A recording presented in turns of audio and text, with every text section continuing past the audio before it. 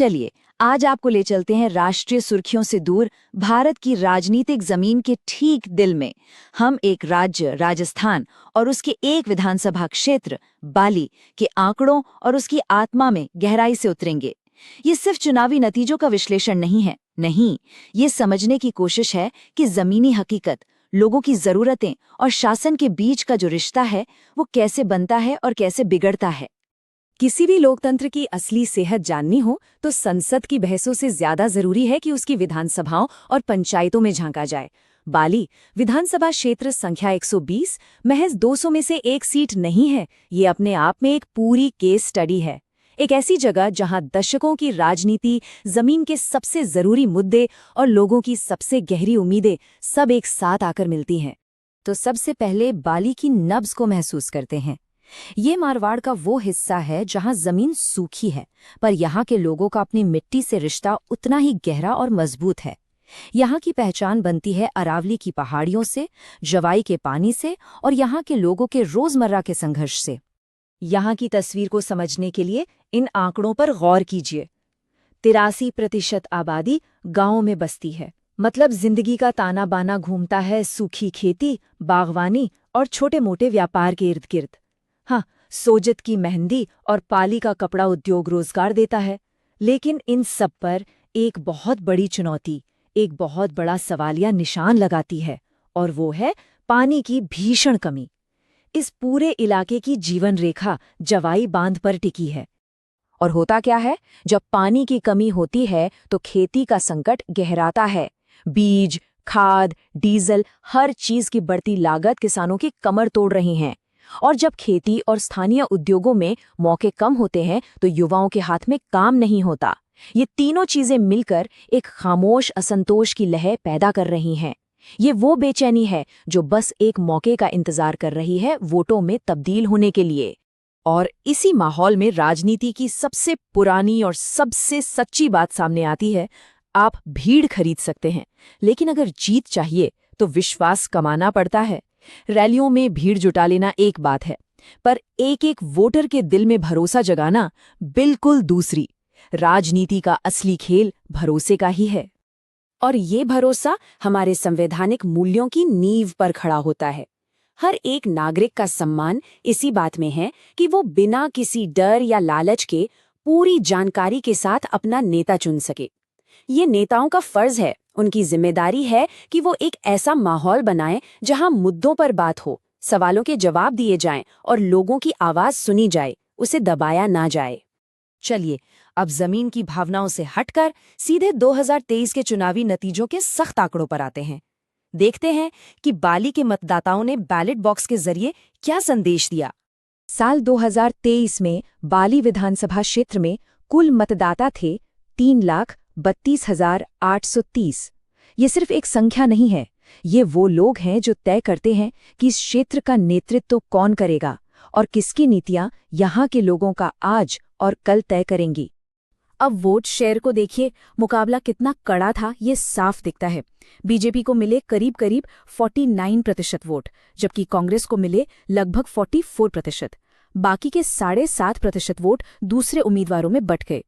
इन नंबरों से एक बात तो साफ है कि यहाँ का वोटर किसी एक तरफ एकमुश्त नहीं है।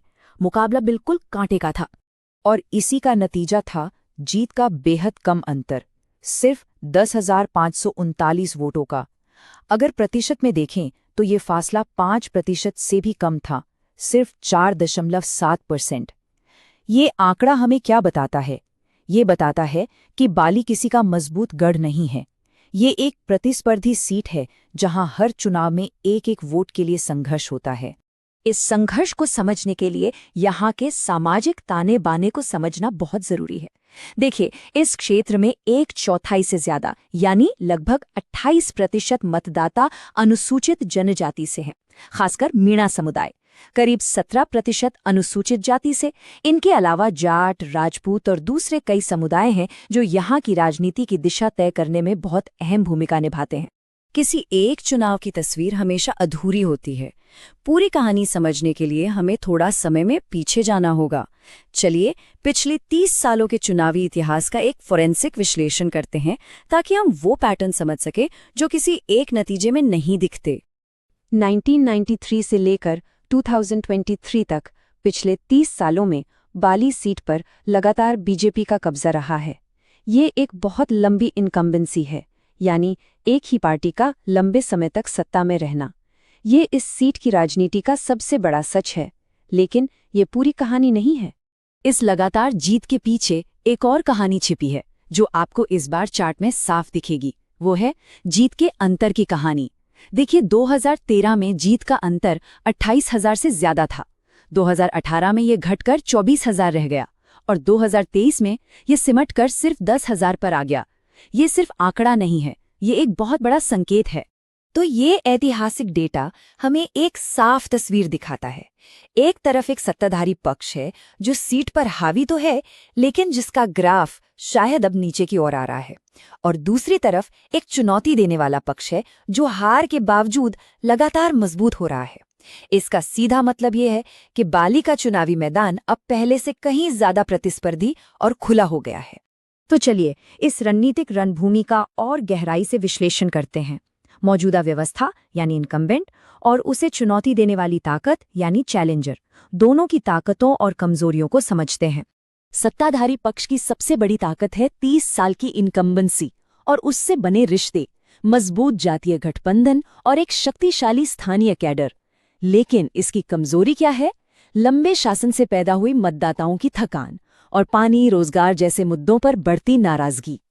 वहीं दूसरी तरफ चैलेंजर की ताकत है एक अनुभवी उम्मीदवार और एक नया आदिवासी गठबंधन। लेकिन उनकी कमजोरियां हैं संसाधनों की कमी और सत्ताधारी पक्ष के मुकाबले जमीन पर एक कमजोर नेटवर्क। और इस लड़ाई का मैदान है मतदाताओं की शिकायतें। सबसे बड़े और ज्वलंत मुद्दे कौन से हैं? सबसे ऊपर पानी की कमी, खेती का संकट और बेरोजगारी। इनके अलावा खराब सड़कें और आदिवासी कल्याण योजनाओं का ठीक से न पहुंचना भी अहम मुद्दे हैं।